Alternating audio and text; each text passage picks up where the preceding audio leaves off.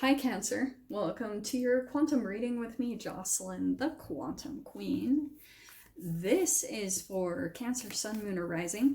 And as always, welcome to my cross watchers. Cross watcher, you could be, oh my gosh, you could be dealing with a Cancer, and the message could be for you. So feel free to take out however it resonates with you and your situation. Keep in mind that these are general and timeless readings. And if you guys are wanting to book a one-on-one, my website information is of course down below. Feel free to jump over there and subscribe, and that way I'll send out an email notification whenever I open them back up. And oh dear. Just wanted to say thank you for liking, subscribing. Thank you guys for all your love and support. I hope you guys had a really good Christmas and New Year's. I know I didn't post anything, but again, I know how crazy December is, and I've kind of wanted to just give people, at least on my channel, a break from like the dopamine releases and just like you can get addicted to tarot for sure. So I just wanted to give you guys time to your families and space, but just know, like, I was thinking about the channel and you guys constantly, but that's where I've been. Hope you guys had an amazing time though. So, Cancer. This is very interesting. The very two cards, I'm going to go ahead and take them. Because we have the Eternal Child, which is actually kind of perfect, because I was deciding today I was going to use the Little Prince Tarot.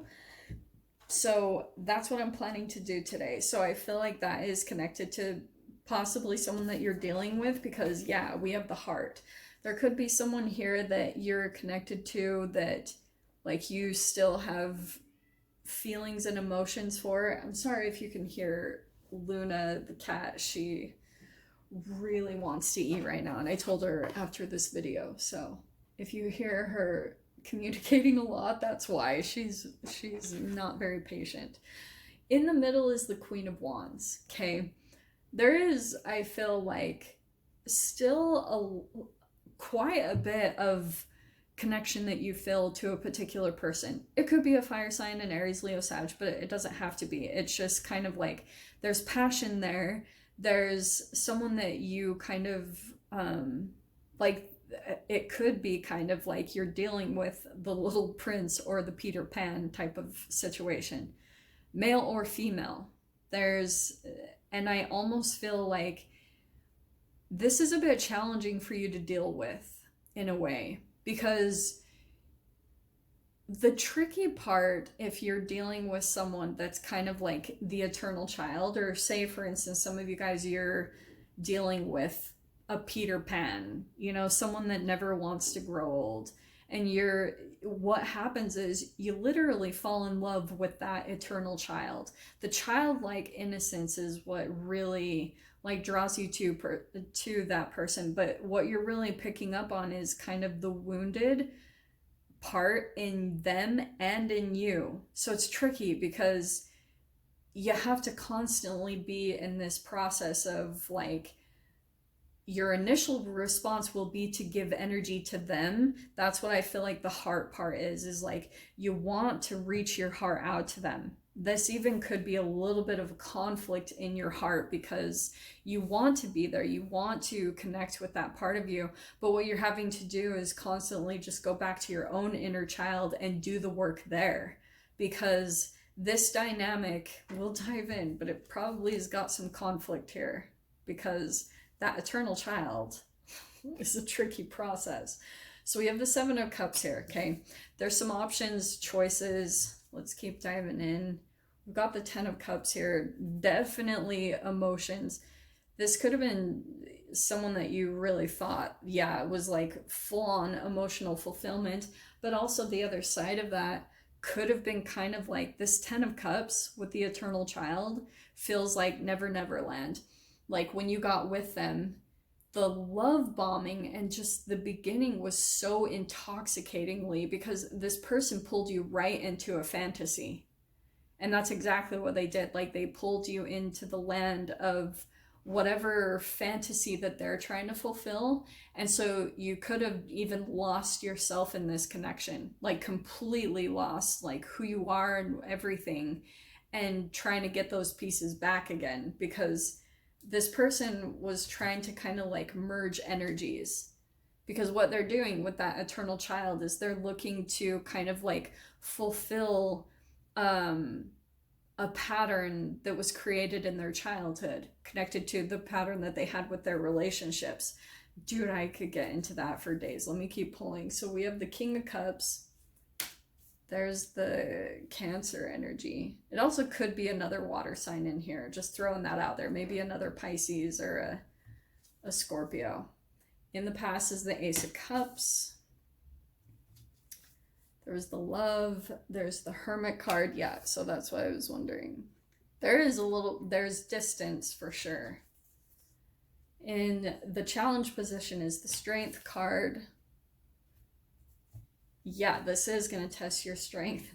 There's the Tower. Okay, so that's why I feel like this whole relationship and situation is kind of like that you're trying to avoid a tower moment. That's why I feel like there could be a bit of confliction about this connection, because like your heart feels pulled to this person and to some extent, but logically in your mind, you know that it probably will come with a tower moment. Like some type of falling apart, breaking apart, a breakup. Like you already know that it comes with that, because it's kind of like there is a high level of passion and like intensity here, Cancer. It's intense because when you're dealing with the eternal child. Let me pull the last two cards and let me dive into that. Okay, yeah, in the mind is the world, like cycle completion, trying to do that. But interestingly, the Tower is also addictive. That's what's crazy about this, is like sometimes the shocking like blow-ups or arguments or emotional reactions are what maybe even this person is addicted to. Whatever response is what they're unconsciously addicted to. Okay, last position is the Hanged Man. Yeah, so this connection, that's why I was saying it all in this way, because look at how the cards completely confirmed it. The Hanged Man is stuck, like not being able to move forward, because I feel like once this person comes in and is able to get some type of an emotional trigger or feed or whatever it is, once they get that fulfillment, that's what this Ace of Cups feels like. And this King of Cups, it's kind of like this person just looks for whatever they're chemically programmed with.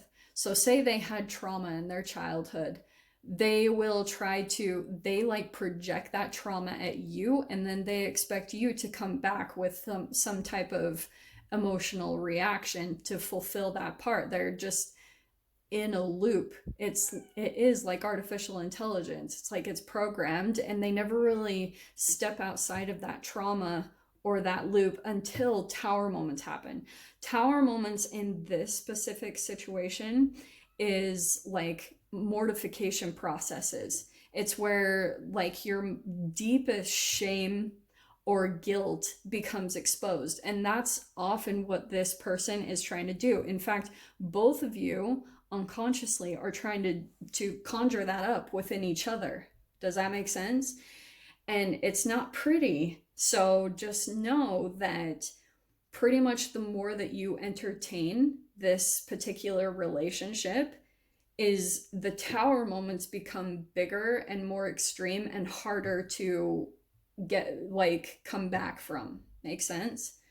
So it's kind of like whenever you come back in, it will be like a bigger like karmic repercussion that comes in to teach you a lesson that's you're not meant to look back at the past at this relationship any longer. And so here's the other thing. Here's the other side of this, Cancer. Okay, hold on.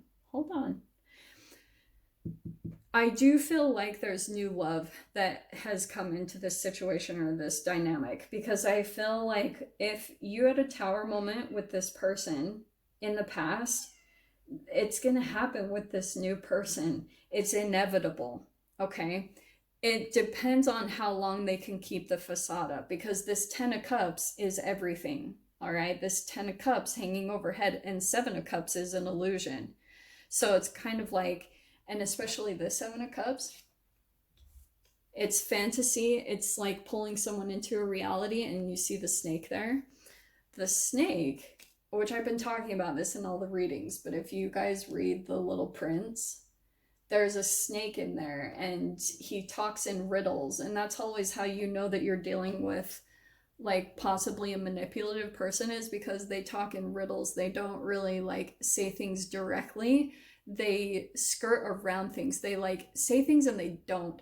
I don't know how to explain it. It's kind of like they could say, I love you and I hate you. And then you're sitting there wondering, well, do they love me or do they hate me? And things like that. You're just constantly in this state of confusion, which is kind of the illusion that comes over you. It's kind of like your body is in this constant state of cortisol release, because you're always on edge. You never know what's coming next, because you are literally dealing with a child. So Cancer, the question is like, is this a past person, or is this a person that you're still dealing with?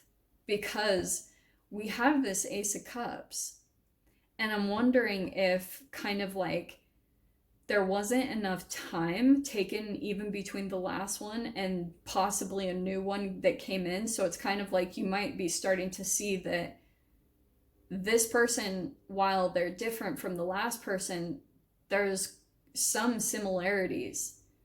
But that's how you can come into connections with different forms of this. It manifests, the eternal child manifests in different ways. So if you're dealing with like the eternal wounded child, like it could come out and be expressed as a covert narcissist, or it could be expressed as a, what was the other one? Not a covert, but it's like the grandiose narcissist, the one that's like extroverted, grandiose, likes to be out in the spotlight, but the covert is behind the scenes, like doesn't really like attention, isn't as socially like comfortable in situations. And so you have to balance things out. It's like you can go from one extreme to the next, and especially if you're dealing with the more overt, sorry, that was the right word, the overt narcissist, they're very charismatic, unbelievably like, and it's not to say everyone that's like that is a narcissist, but hey, we are all narcissistic to some degree. So that's, I think, the question here, Cancer, is like, are you dealing with a new version of what you had already left? Because sometimes what happens is when you're trying to extricate yourself and kind of save yourself from a narcissist or a psychopath, if you haven't allowed enough time, but sometimes the only way that you can get yourself out of the situation is, especially if you're female, you start pulling in a third party to try to pull you out of the situation. And sometimes you might try to go to another male that will intimidate the narcissist in some way, shape, or form. So that's why in those dynamics, they could be like cheating or things like that, because it's like you're trying to free yourself from how much your time and energy really has to go in to take care of the child. You know, like that's what you're really dealing with. Your life becomes about them. Everything about your life is just about them and their needs. And that's when the depletion starts in. And a lot of the times that's also where it can turn into like the Hanged Man. Your life gets put on hold. You stop making progress in the things that you're meant to be doing that actually were bringing you forward movement. And that's when you know you gotta try to find a way out, okay? Because, yeah. So let's dive in, okay? Clarifying the Ace of Cups. So we've got the Two of Wands, Five of Swords. Perfect. Yes. So that Two of Wands is independence. And that Five of Swords is straight up like, look at it. It's conflict. It's someone that tries to stir up drama. And I feel like that's also kind of a gaslight. They come in and there's like moments of love and nourishment. And then there's like this intense conflict. And then it always comes when you try to do something independently, because Two of Wands can be something kind of like travel or independence. Whenever that happens, it's like that's when you'll see the shadow of the eternal child come up to the surface. Okay. And we have look at that, more independence. Look at that, the Ace of Cups again. Ace of Cups and the Nine of Pentacles. Wow, that's honestly not too far off from that Ace of Cups and the Two of Wands. So it's kind of like, kind of hypocritically, this person could keep their options open. They want kind of you to be there, but at the same time, like, they expect you to be understanding of their need to be independent. Make sense? Also, the other thing that this person looks for is the thing that's like the ultimate to them is an entrepreneur, like someone, especially a feminine, that is like ultimately empathic, very independent, takes care of themselves.